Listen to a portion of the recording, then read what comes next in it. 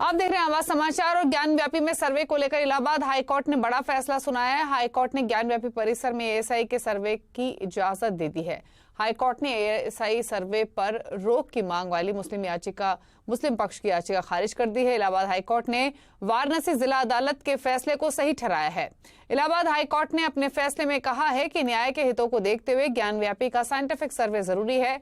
ज्ञान व्यापी में एएसआई का सर्वे कल से दोबारा शुरू होगा।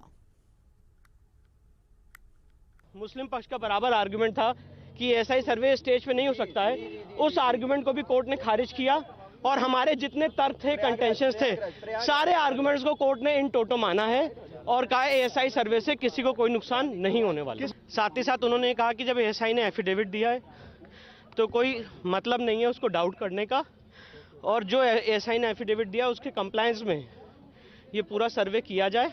एएसआई ने अपने एफिडेविट में क्लियर किया है कि जो खुदाई की बात है वो आउटर एरिया में स्ट्रक्चर के अंदर खुदाई की कोई बात नहीं है, और अगर वो खुदाई करेंगे भी तो कोर्ट से परमिशन लेके करेंगे।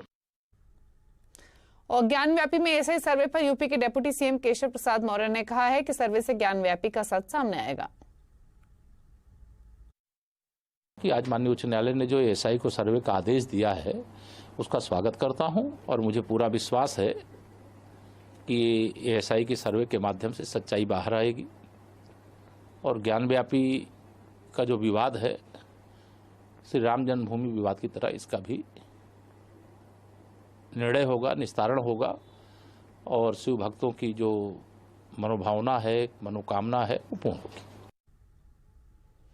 और समाजवादी पार्टी के सांसद एसटी हसन का कहना है कि उन्होंने कोर्ट के फैसले को पहले भी माना था और आगे भी मानेंगे।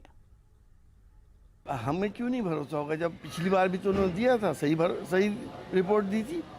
जो सही रिपोर्ट होगी वो देंगे, उसे माना जाएगा। कोर्ट के फैसले जो होंगे उसे मानेंगे और माने हैं। इलाहाबाद हाईकोर्ट के फैसले के बाद मुस्लिम पक्ष सुप्रीम कोर्ट पहुंच गया है। मुस्लिम पक्ष ने सुप्रीम कोर्ट में इलाहाबाद हाईकोर्ट के फैसले को चुनौती दी है। याचिका में ज्ञान व्यापी की एएसआई के सर्वे पर रोक लगाने की मांग की गई है। वहीं दूसरी तरफ हिंदू पक्ष ने भी सुप्रीम कोर्ट में कैविएट दाखिल किया है।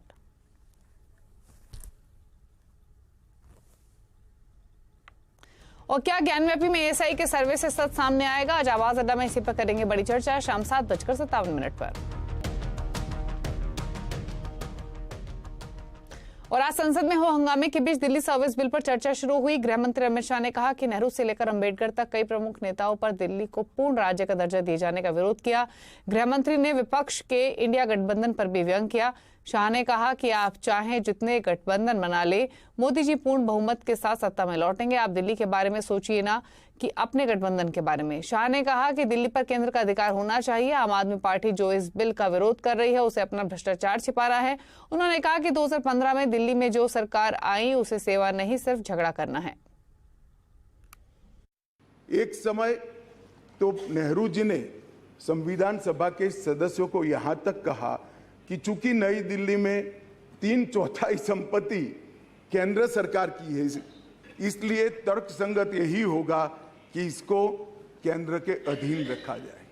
2015 में यहां स्थिति बदली और यहां एक ऐसे दल की सरकार आई जिसका मकसद, मुझे कोई झिझक नहीं है कहने में, जिसका मकसद सेवा करना है ही नहीं, झगड़ा करना है।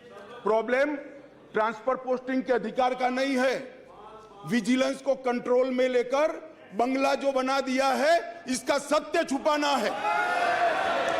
जो भ्रष्टाचार हो रहा है इसका सत्य छुपाना है। दिल्ली संघ राज्य क्षेत्र के लिए हर प्रकार का कानून बनाने का अधिकार है। वो अधिकार का उपयोग कर एक वटहुकम, एक नोटिफिकेशन निकाला गया, और वो नोटिफिकेशन इसलिए निकालना पड़ा कि संसद उस वक्त काम नहीं कर रही। मान्यवर, इधर उधर की बात ना कर, बता कफिला कैसे लूटा। मैं ये कहना चाहते हैं आपको जब जरूरत पड़ते हैं तब नेहरू जी को सहारा लेने पड़ते। आप अगर नेहरू जी को सहारा बराबर लेते रहते तो आज हिंदुस्तान में ये मणिपुर, हरियाणा हमें देखने को नहीं होते। एक दिन मैंने अपने रूह से पूछा एक दिन मैंने अपने रूह से पूछा ये दिल्ली क्या है, जब जवाब में ये बताए गए मानो आसमान जिस्म है तो दिल्ली उसका जान है। तो ये दिल्ली के साथ बार बार क्यों छेड़खानी किए जा रहे हैं, ये मैं आप लोगों से पूछना चाहते हैं। और मणिपुर पर गतिरोध के बीच राज्यसभा में कांग्रेस अध्यक्ष मल्लिकार्जुन खड़गे और सभापति जगदीप धनखड़ के बीच हल्की फुल्की नोकझोंक भी देखने को मिली। खड़गे ने कहा कि जब वो बुधवार को चेयरमैन से मिले थे तब वो नाराज थे। इस पर सभापति धनखड़ ने मजाकिया लहजे में जवाब दिया कि वो 45 साल से शादीशुदा हैं और कभी गुस्सा नहीं करते। 267 में एक हमको कहने के लिए तो मौका मिलता है और आपने ये भी कहा कि उसको एडमिट करने के लिए कारण होना चाहिए।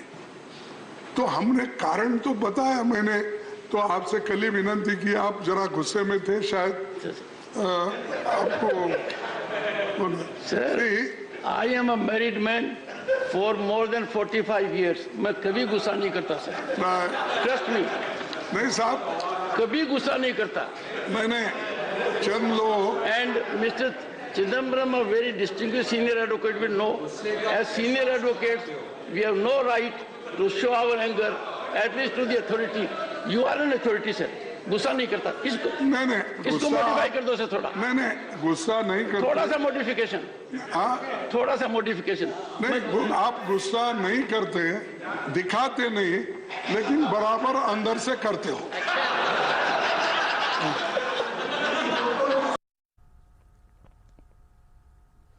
अब बात मार्केट अपडेट की। कमजोर ग्लोबल संकेतों से बाजार में दूसरे दिन बिकवाली रही। वीकली एक्सपायरी के दिन बाजार गिरावट के साथ बंद हुआ। हालांकि mid cap small cap index निचले स्तरों से रिकवर होकर बंद हुए। आज के बाजार में सेंसेक्स 550 पॉइंट गिरकर बंद हुआ। निफ्टी 150 पॉइंट गिरकर बंद हुआ।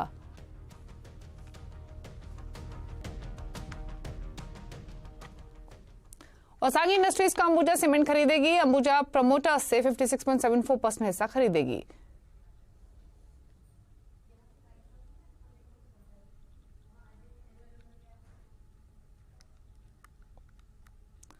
और सांगी इंडस्ट्रीज को खरीदने के ऐलान के बाद अंबुजा सीमेंट के डायरेक्टर करण अंदारी ने सीएनबीसी आवाज से खास बातचीत में कहा सांगी सीमेंट को जल्द प्रॉफिटेबल बनाने पर फोकस रहेगा। उन्होंने ये भी भरोसा दिया कि किसी की छटनी नहीं होगी। No impact on the employees. Actually, we would be looking to integrate a lot of employees, and जो अच्छा कर रहे हैं उनको obviously we will Adani Group में opportunities बहुत है, तो we will look at giving them larger opportunities. Immediately 6.1 से 10 million ton हम लेके जाएंगे, and उसके लिए capex बहुत कम है. It will be around 400 to 500 crores. And then the next phase of expansion of 5 million ton will happen in matter of 18 to 24 months. Second phase में roughly 3,000 crore लगेगा, which will be spent over the course of next 24 months. Once we do that, हमारा idea है कि in next 6 Bharat के लिए अच्छी खबर है। अमेरिका की जहां रेटिंग घट रही है, वहीं भारत को लेकर विदेशी रेटिंग एजेंसियों का भरोसा बढ़ रहा है। मॉर्गन स्टैनले ने भारत की रेटिंग बढ़ाकर ओवरवेट कर दी है, जबकि चीन की रेटिंग को डाउनग्रेड किया गया है। भारत के दम के बारे में बात करने के लिए हमारे साथ जुड़ रहे हैं सुमित मेहरोत्रा। सुमित, बताइए। तो भारतीय बाजारों में या फिर भारतीय अर्थव्यवस्था को एक और बढ़िया ट्रिगर मिला है, और इस ट्रिगर के दम पर कह सकते हैं कि मॉर्गन स्टैनली ने अब भारत की रेटिंग को एक बार फिर से बढ़ाया है। एक बार फिर से इसलिए कि ये लगातार 4 महीने में दूसरी बार जबकि भारत को अपग्रेड किया गया है, और भारत की जो रेटिंग है उसे इक्वल वेट से बढ़ाकर ओवरवेट साइड पर लेकर गए हैं। साइमल्टेनियसली चीन की जो रेटिंग है उसको डाउनग्रेड भी किया गया है। तो कुछ ग्राफिक से कुछ बढ़िया ट्रिगर से टेलविंड्स जो कि भारतीय अर्थव्यवस्था के लिए कामकाज कर रहे हैं। पहले इक्वल वेट रेटिंग थी और अब ओवरवेट रेटिंग हुई, और महज 4 महीनों के अंदर ही इसको इक्वल वेट से ओवरवेट के अंदर बदला गया है। क्यों ये भारत की रेटिंग के लिए बढ़िया ट्रिगर या फिर तलाश रहे हैं, क्यों लगता है ऐसा मॉर्गन स्टैनली की अच्छी रेटिंग्स आते हुए दिखाई पड़ रही है? क्योंकि भारत एक सबसे तेजी से बढ़ती हुई अर्थव्यवस्था है। भारत में युवाओं के बीच में इक्विटी कल्चर काफी हद तक बढ़ रहा है। एक अच्छे स्ट्रक्चरल रिफॉर्म्स हो रहे हैं, साथ ही साथ कॉर्पोरेट टैक्स के अंदर एक अच्छी कटौती हो रही है।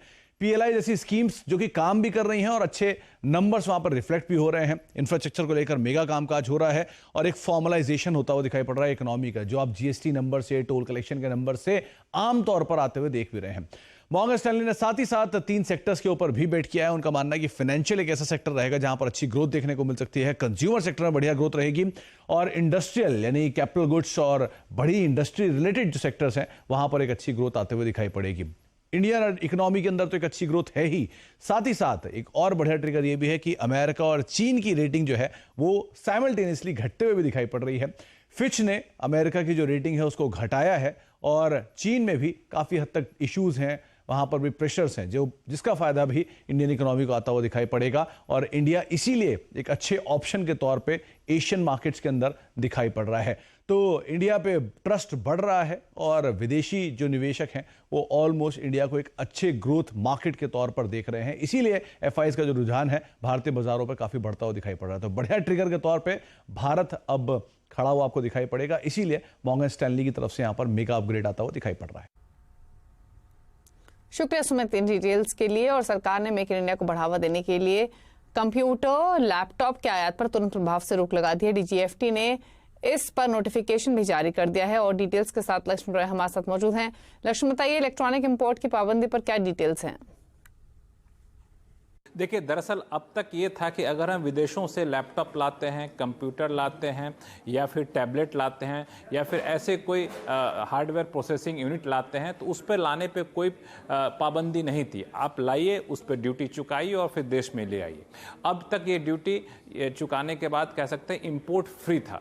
अब सरकार ने इंपोर्ट के जो नियम थे उसमें बदलाव किया है और डीजीएफटी ने नोटिफिकेशन जारी किया है और कहा है कि अब इंपोर्ट फ्री नहीं होगा, अब रिस्ट्रिक्टेड कैटेगरी में आ गया है। रिस्ट्रिक्टेड का मतलब ये होगा, तकनीकी भाषा में रिस्ट्रिक्टेड लिखते हैं लेकिन आसान भाषा में कहें तो इसका मतलब ये होगा कि अगर आप ऐसे सामान इंपोर्ट करते हैं तो पहले आपको इसके लिए लाइसेंस लेना पड़ेगा। यानी आप लैपटॉप लाते हैं, टैबलेट लाते हैं, कंप्यूटर लाते हैं तो आपको हर हाल में लाइसेंस लेना होगा, उसके बाद ही आप यहाँ पे इंपोर्ट कर सकेंगे। तो कह सकते हैं खुलेआम बड़ी संख्या में जो इंपोर्ट होता था उस पर रोक लगाने की कोशिश की गई है। अगर आंकड़ों के हिसाब से देखें तो अप्रैल से जून के बीच में इन आईटी हार्डवेयर या फिर इलेक्ट्रॉनिक सामान का इंपोर्ट जो है 6.25% बढ़ा है पिछले जून से अप्रैल से जून के बीच में। तो आने वाले दिनों में इंपोर्ट ज़्यादा ना बढ़े इसके लिए कदम उठाया गया है। दूसरी वजह ये थी कि सरकार ने अभी अभी आईटी हार्डवेयर के लिए पीएलआई स्कीम की मियाद बढ़ाई ताकि ज़्यादा से ज़्यादा लोग इसमें आएँ, ताकि घर में इसका उत्पादन हो, आत्मनिर्भर बने। ऐसे में इंपोर्ट होता रहेगा तो कोई यहाँ पे डोमेस्टिक प्रोडक्शन करना नहीं चाहेगा, ये भी एक इसकी बड़ी वजह मानी जा रही है। हालांकि एक इसमें रियायत यह है कि अगर आप ऑनलाइन ऑर्डर के जरिए आप एक कंप्यूटर, एक लैपटॉप या एक टैबलेट मंगाते हैं तो आपको सिर्फ इंपोर्ट ड्यूटी चुकानी होगी, उस पर आपको किसी भी तरह का लाइसेंस की जरूरत नहीं पड़ेगी। लेकिन बल्क में मंगाते हैं, ऑनलाइन नहीं मंगाते हैं, ऑफलाइन मंगाते हैं, तब आपको इस पर लाइसेंस की जरूरत पड़ेगी। यानी एक तरह से कहें इंपोर्ट पर सरकार ने शिकंजा कसा है। और एमएनएम के ईवी कारोबार में टीमासेक ने बड़ा निवेश किया है। महिंद्रा इलेक्ट्रिक ऑटोमोबाइल में टीमासेक 1200 करोड़ डालेगी। इसी खबर पर डिटेल्स के साथ हर्षदा सावंत है। हर्षदा बताइए और क्या डिटेल्स? इनफैक्ट ये सौदा पक्का होता हुआ दिखाई दे रहा है। एमएनएम ने एक रिलीज जारी की है और टेमेसेक का के साथ दरअसल करार होता हुआ, जहां पर टेमेसेक कंपनी की ईवी बिजनेस में नया निवेश करती हुई दिखाई देगी। तो लगभग ये एंटरप्राइज वैल्यू करीब 80,580 करोड़ पर आका गया है। इनके उस लेवल पर दरअसल इनके ईवी बिजनेस को आका जा रहा है और 1200 करोड़ तक का इन्वेस्टमेंट आता हुआ दिखाई देगा। इस पर्टिकुलर इन्वेस्टमेंट में लार्जली आप ध्यान दीजिएगा करीब 2 से 3% तक की हिस्सेदारी टेमेसेक होल्ड करेगा इस particular entity Mahindra electric automotive limited में।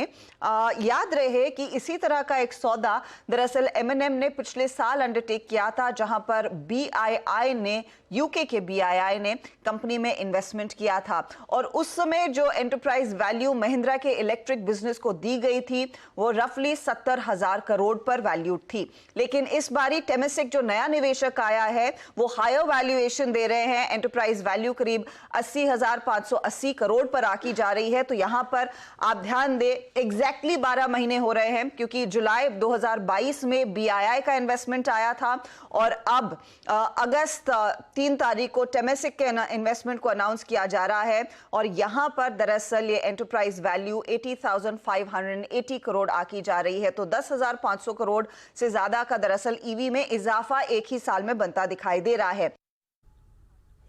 शुक्रिया हर्षदा ये डिटेल्स बताने के लिए। चलिए रुकने इसी के साथ एक ब्रेक के लिए, ब्रेक के उस पर कुछ और खबरें आप देखते रहिए आवाज समाचार। सेक्टर में महिला अप्रेंटिस की मांग जो है वो 500% तक बढ़ी है। TeamLease degree apprenticeship program के चलते पता चला कि क्वार्टर 4 FY23 के मुकाबले क्वार्टर 1 FY24 में महिला अप्रेंटिस की मांग 3 गुना बढ़ी है। खबर पर ज्यादा जानकारी दे रही हैं दीपाली नंदा।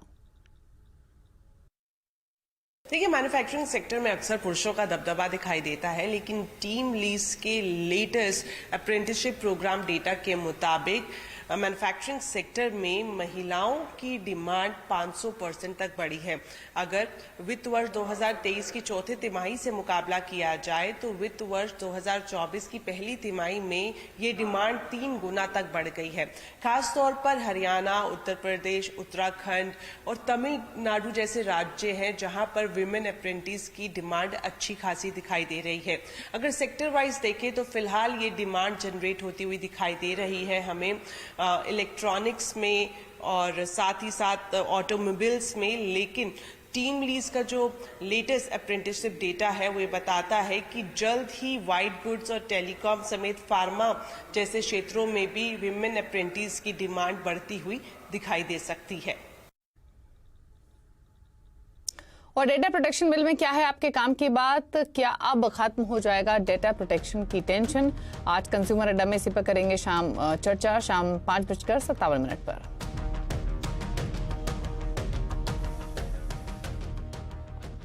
और एक जमाने से मुंबई की पहचान रही डबल डेकर बसें अब कुछ दिन की मेहमान हैं। इनकी जगह लेंगी नई डबल डेकर जो बिल्कुल अलग हैं। देखिए संवाददाता पीयूष परमार की ये खास रिपोर्ट।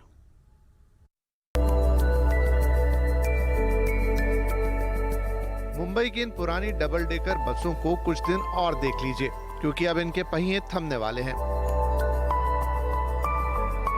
न जाने कितनी फिल्मों में नजर आई ये डबल डेकर बस अब थिएटर से उतर चुकी फिल्म की तरह हो जाएगी, जिनका दीदार फिर मुश्किल से ही होगा। इन बसों को चलाने वाली बेस्ट के पास एक वक्त में सिंगल और डबल डेकर बसों की संख्या समान थी, लेकिन वक्त के साथ डबल डेकर बसें कम होती चली गईं और आज ये उंगलियों पर गिनने जितनी रह गई हैं। बीते 8 दशकों से मुंबई में डबल डेकर बस मुंबई की पहचान रही हैं, लेकिन अब ये डबल डेकर बस मुंबई की सड़कों पर बहुत कम दिखाई दे रही हैं, क्योंकि ये पुरानी हो चुकी हैं। लेकिन वो कहते हैं ना कि परिवर्तन जीवन का नियम है, तो अब इन पुरानी बसों की जगह लेने आ गई है नई ईवी डबल डेकर, जो है तो डबल डेकर लेकिन एकदम नए अवतार में।